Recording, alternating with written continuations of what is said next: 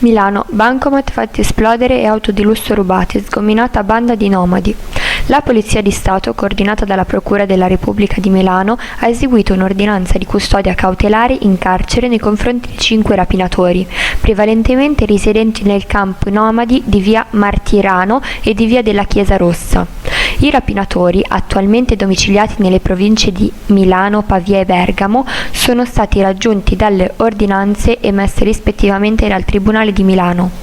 Si tratta di soggetti di etnia rom, tutti indagati nell'ambito di un'indagine intrapresa a seguito di una violentissima rapina commessa in località Ro, in provincia di Milano, nel mese di dicembre 2019 in danno di 2 gioiellieri di origine fiorentina che avevano preso parte alla manifestazione di artigianato in fiera.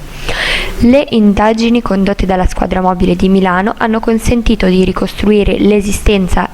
e l'operatività di un gruppo criminale e violentissime rapine di auto di lusso e di grossa cilindrata, spesso utilizzate per la commissione di altre rapine in danno di rappresentanti orafi,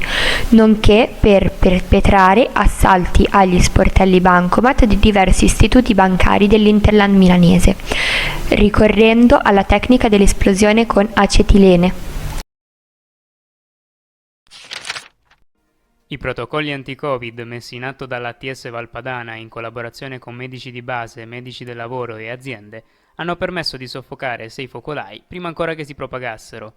1500 i tamponi eseguiti e 70 le persone positive, di cui 58 residenti sul territorio lombardo, dove 54 in provincia di Mantova e 4 in provincia di Cremona. Ad affermarlo, l'assessore al welfare della regione Lombardia, Giulio Gallera, illustrando l'attività della locale agenzia per la tutela della salute, che nelle ultime 2 settimane ha svolto un'intensa attività di controllo, tracciamento, sorveglianza e prevenzione, in particolare nell'ambito di 6 realtà produttive nel territorio di competenza.